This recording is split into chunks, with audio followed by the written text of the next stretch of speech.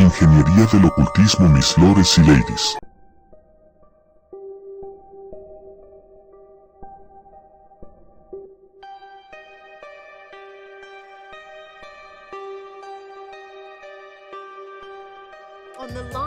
En la línea de hoy, está el autor del bestseller, Escapando del Edén, Paul Anthony Wallis. ¿Puedes decirnos algo sobre tus antecedentes, y sobre todo, lo que estás investigando y escribiendo? Muchas gracias por invitarme a tu programa de hoy. Estoy en Canberra, la soleada capital de Australia, y soy investigador y autor. Mi formación es en el ministerio cristiano. Pasé 33 años trabajando como doctor de la iglesia, como educador teológico y como archidiácono de Iglesia Anglicana en Australia. En los últimos años, he aprovechado la oportunidad para profundizar un poco más en mis estudios bíblicos, y eso ha abierto este enorme mundo de otros fenómenos, otras historias, que forman parte de nuestro patrimonio cultural, en todo el mundo, historias que abren la pregunta de quiénes somos, de dónde venimos, cuál es la historia de los orígenes humanos, y cuál es la historia del potencial humano. Y creo que es esa última parte la que realmente me entusiasma, la idea de que podríamos vivir de manera diferente a la luz de las cosas que estamos descubriendo. El pasado, la píldora roja, para abrir todo eso, fue a través del estudio de los textos del Génesis, encontrando algunas anomalías que abrieron toda una historia diferente, y de eso se trata. Escapando del Edén, compartir ese viaje. Tengo una par de preguntas de los oyentes para ti. Esta es de Aidan en Port Macquarie. Paul, me gusta tu material en 15 TV, pero me cuesta un poco cuando citas la Biblia. Crecí con una educación católica estricta, y lo encuentro un poco como un obstáculo.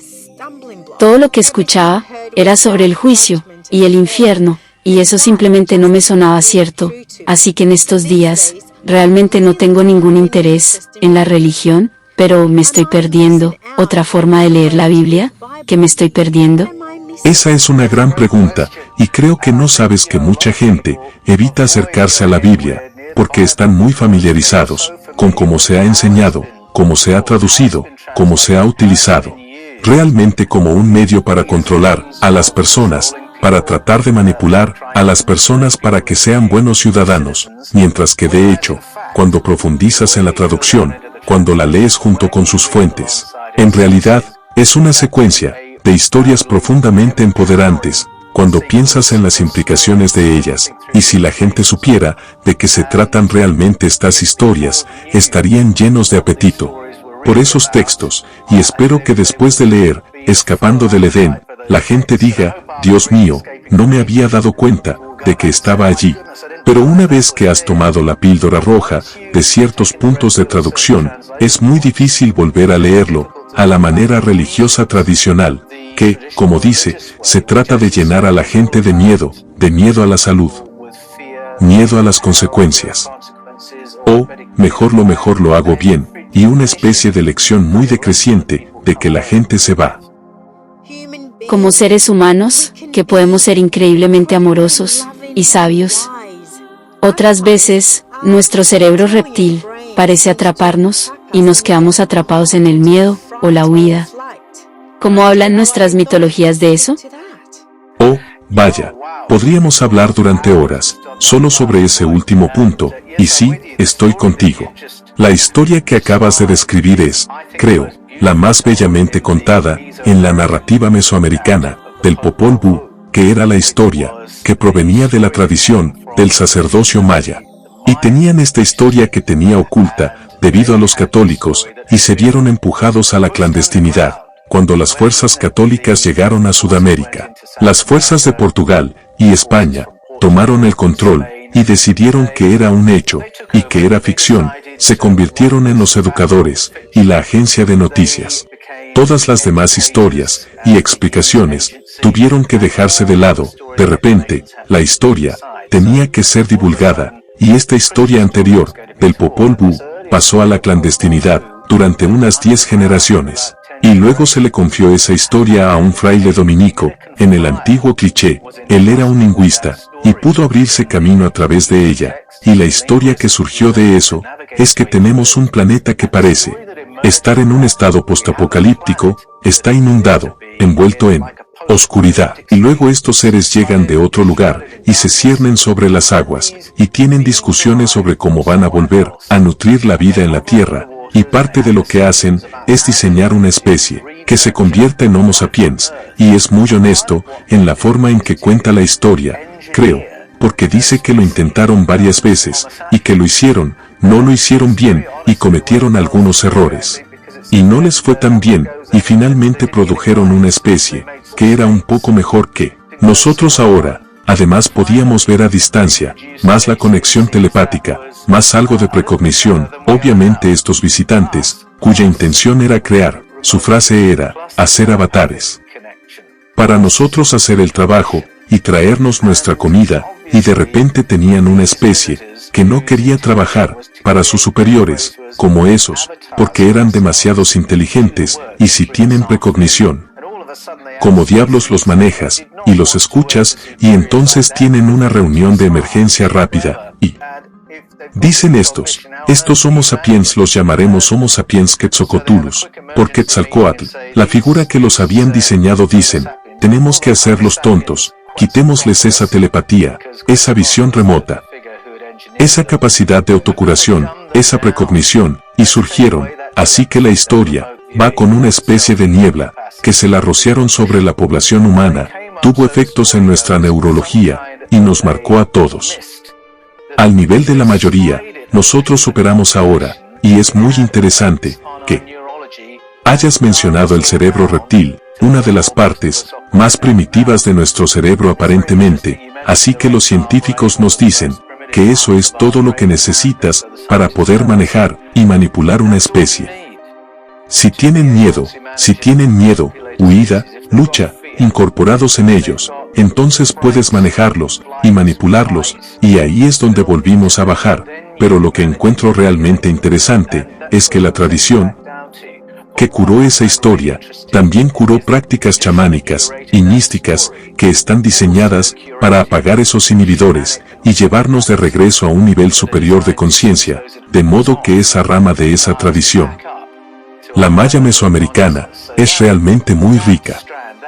Cuando leí eso, me llevó de regreso a Génesis, para leer cómo la historia de Babel, y la historia del diluvio, desde una perspectiva diferente, e incluso de regreso a Génesis 1, 2 y 3, de manera diferente.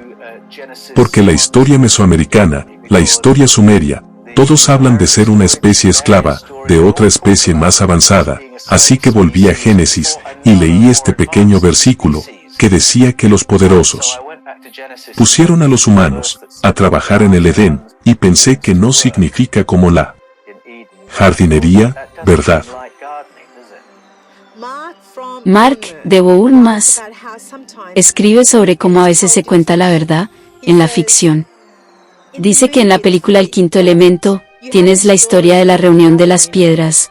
En El Señor de los Anillos, de Tolkien, tienes la reunión de los 3 anillos de metales preciosos. ¿Es esto pura ficción? La idea de que los metales podrían actuar como dispositivos de comunicación, como cosas que alteran nuestra conciencia y nos permiten recibir comunicación, se puede encontrar en narrativas ancestrales de todo el mundo.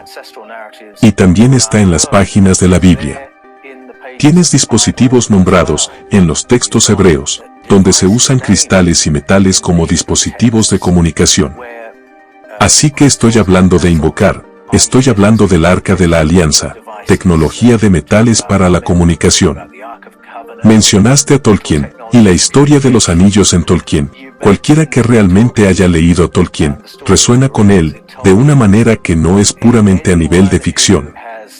Y en la investigación que he hecho, para Escapando del Edén, he llegado a la conclusión de que hay menos ficción en el mundo de lo que generalmente pensamos. Todo tipo de verdad. Se habla de esto bajo la apariencia de ficción, y con un poco de estudio de Tolkien, entenderás que su estado mental era exactamente el mismo que se puede decir que es verdad en la ficción, la historia de los anillos, que afectan la conciencia teniendo roles que necesitan unirse, y no es solo en Tolkien, esa es una historia que sigue resurgiendo, y resurgiendo en cultura, tras cultura, generación tras generación, y tienes que preguntarte, ¿por qué esta historia sigue volviendo? Y es, porque hay verdad en ella. Cuando vas a Platón, él fue muy claro, y muy enigmático al mismo tiempo, que la Atlántida fue construida sobre tecnologías de metales, la minería y manipulación de metales. Y hay una referencia intrigante a la Atlántida histórica, en un sitio en España, en Cancho Roano, que tiene lo que parece ser un modelo en miniatura de lo que pudo ser la Atlántida, y con un templo en el corazón de eso, que indica que la manipulación de metales estaba en el corazón de lo que era esa cultura y civilización. Platón dice que toda la civilización, toda esa cultura, desapareció en una noche y un día, y sin embargo esa referencia arqueológica que tenemos en España, y el hecho de que Platón dice que él tuvo esta información a través del sacerdocio egipcio antiguo, lo que sugiere que efectivamente hubo una exportación de ideas y conocimiento de personas desde la Atlántida al resto del mundo. ¿Crees que en la antigüedad las culturas de todo el mundo estaban más conectadas de lo que les hemos dado crédito? Oh, absolutamente. Creo que la evidencia de una cultura global, una civilización global anterior a las civilizaciones que conocemos, se está volviendo abrumadora. Nos enseñan la historia de que la civilización comenzó hace 7000 años en la media luna fértil y, sin embargo, seguimos desenterrando evidencias de civilización anterior a eso. Está ahí en Platón, y tenemos arqueología en todo el mundo que lo confirma. Puedes mirar a Yonaguni-Jime, frente a la costa de Japón, frente a la costa de Malta, frente a la costa de Cuba, el Golfo de Campe, frente a la India, y podemos encontrar los restos megalíticos. Esos lugares habrían estado sobre el nivel del mar, no más recientemente que hace 10.000 años. En Göbekli Tepe tienes más evidencia de una cultura que parece estar llegando a su fin, hace 10.000 años, que existía antes. Si vas a en los Andes hay evidencia de una gran civilización, a gran escala, que conecta las que conocemos, y que es mucho más antigua. Platón tenía esto en la categoría de cosas que dijo que creía, pero que no podía probar, y era algo que había obtenido, creo, de una fuente del antiguo Egipto, y otra cosa que creía también, era que la Tierra es un globo que flota en el espacio, y que es un poco vulnerable, porque de vez en cuando, el movimiento de las cosas en el espacio nos impacta y crea eventos de nivel de extinción y, por lo tanto, hay un restablecimiento periódico de la civilización. Calculó que era cada 5000 años, más o menos, y, de inmediato, afirma la idea de esta historia cíclica, de que ha habido varias civilizaciones antes de esta. Si vas a la tradición hebrea, hay un texto maravilloso y misterioso llamado Eclesiastés. Digo misterioso, porque hay pistas que provienen de una fuente sumeria, en última instancia, y el escritor dice que no tenemos conocimiento de quienes estuvieron antes que nosotros, y después de un tiempo, nadie tendrá conocimiento de nosotros. Ahora bien, cuando escribió que tenían historia, tenían escritura, así que no está hablando de individuos, está hablando de civilizaciones, y, como yo hice mi trabajo, a través del libro del Génesis, y me pareció, una vez que hice un trabajo de traducción, que para cuando llegas al final de Génesis 11, has leído la historia de la menos, 3 reinicios planetarios, 3 reinicios de civilización, y, por lo tanto, estas historias de diferentes fuentes, se confirman entre sí, que hay civilizaciones mucho más antiguas que las que conocemos oficialmente. Podemos juntar algunos conocimientos, y podemos remontarnos muchos más atrás, en el tiempo geológico con ese pensamiento en mente. Los científicos de hoy dicen que las personas que son de nuestro tamaño y forma han estado aquí durante 200.000 años. Bueno, eso es tiempo suficiente para algunos reinicios, y luego si retrocedemos antes de eso, si hubiera habido una civilización antes de la prehistoria humana, no lo sabríamos, porque estaría incrustada en unos pocos milímetros de estratos, pero sabemos lo suficiente de lo que nuestras narrativas ancestrales han recordado para saber que ha habido una secuencia de civilizaciones y que puede haber puntos de inflexión en lo que algo de la cultura y el conocimiento de la civilización anterior se incorpora a la actual. Me encanta tu historia, sobre la conexión a tierra. ¿Estoy en lo cierto? Fue tu encantadora esposa Ruth quien te enseñó el poder de la conexión a tierra. Aprendí sobre la conexión a tierra al desarrollar apnea del sueño, y durante toda mi vida siempre preferí estar descalzo.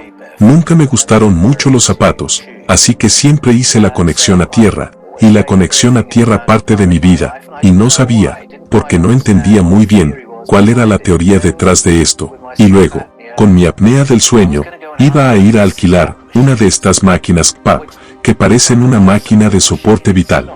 No es muy agradable, para mi pobre cable, dormir al lado de eso, sí que cuando le dije a Ruth que realmente necesitaba darle otra oportunidad a esa PAP, me dijo, ¿podrías intentar hacer más conexión a tierra en su lugar? Y entonces compramos una alfombra de conexión a tierra, que va en nuestra cama, y lo que hace es simplemente conectarte con la tierra, de la misma manera que conectarías a tierra un dispositivo eléctrico. Te duele caminar descalzo, sentado boca arriba, y regulariza el campo electromagnético de tu cuerpo, así que estaba trabajando con eso, y estaba pasando más tiempo en la naturaleza, y también caminando en el bosque.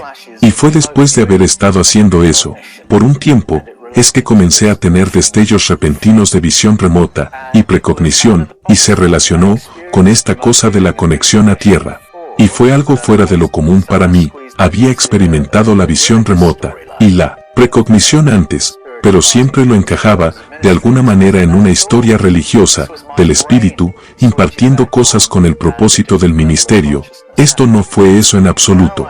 Esto fue mi cerebro volviéndose a encender y un nivel diferente de conciencia sucediendo. Ahora entiendo por qué personas como Francisco de Asís y Juan de la Cruz estaban tan comprometidos con andar descalzos, y porque su nivel de conciencia era tan diferente al de las personas que los rodeaban, por esa razón. Así que quiero que esto se relaciona con las culturas aborígenes de todo el mundo. Los nativos americanos te lo contarán, y fue solo después de experimentarlo que pensé que necesitaba averiguar por qué sucedió eso, qué significa, y cómo puedo aprender más sobre eso, así que de ahí viene esa historia. Dijiste antes mucho sobre los anillos, y dijiste que podría haber algo de no ficción escondido en su historia, en Escapando del Edén. Tú haces un poco de eso tú mismo. ¿Es un truco que sacaste de Platón? Platón ciertamente hace eso, porque en Taimeo y en Critias, que es el libro que habla sobre la Atlántida, y en Fedón, las presenta como conversaciones. Claro que no es un recuerdo, palabra por palabra, de conversaciones reales. Es ficción y, sin embargo, está enseñando cosas reales, está enseñando las enseñanzas de Sócrates. Por supuesto, también son todas sus propias enseñanzas, de lo contrario, no estaría escribiendo el libro. Así que es un gran ejemplo de esto, es una obra de ficción, que da la verdad, y nos da verdades profundas sobre la realidad. Hace unos 20 años, escribí un libro, llamado Mi cena con Antón. Es ficción. En realidad, no había un monje de 250 años, llamado Antón. No cené con él en Camden Town. Pero estamos contando la historia real, de la historia real, una figura real, Sara de Azarath. Y cuando se me ocurrió esa forma de contar la historia, por supuesto, pensé que era un genio. Pensé que había inventado una forma de literatura, sin saber que la gente ha estado escribiendo de esa manera durante 2500 años. Bueno, una vez que te das cuenta de que alguien con el prestigio de Platón está usando ficción para enseñar hechos, te hace volver a otra literatura con la que has resonado y preguntar por qué esta historia duró. Ya sabes, la gente ve una película como Matrix y se van pensando, esto me está contando algo real, que me acaban de decir, y luego se devanan los sesos para averiguar cuáles son las verdades que se cuentan en esta ficción, tantas historias como esa, se me ocurre, El planeta de los simios, El libro de la selva, Tarzán, El Señor de los Anillos. Todos tenemos la sensación de que hay algo en esto que ha hecho que sobreviva. Nos está hablando de algo que es más que una historia, y a veces eso sucede, porque el escritor está descargando información, sin saber qué es lo que está haciendo. A veces el escritor habrá canalizado esa información, y a veces el escritor tendrá información privilegiada, que ahora va a compartir con el mundo, en forma de una historia, que sucede todo el tiempo. Ahora, Paul, estamos teniendo un 2020 muy extraño. Las cosas se han vuelto realmente más oscuras. Está la preocupación por la salud en todo el mundo. Y luego, además de eso, creo que más gente está preocupada por el 1% de la camarilla. Y si hay algo aún más preocupante sucediendo detrás de escena que nos lleva en una dirección más oscura. Se siente como si nos estuviéramos moviendo hacia una especie de punto de inflexión, y da miedo, porque la mayoría de nosotros nos sentimos bastante importantes. Entonces, en todo esto, ¿cómo cuidamos nuestro propio estado mental? De lo que estás hablando se remonta al gnosticismo, porque hay textos de esa tradición que hablan sobre el papel de estas entidades, basadas en la energía, que te influyen. Hablan de la camarilla, o influyen en las personas con hilos, para tirar. Y hay historias sobre entidades conocidas como arcontes, que se alimentan de lo que describiríamos como energías de vibración más baja.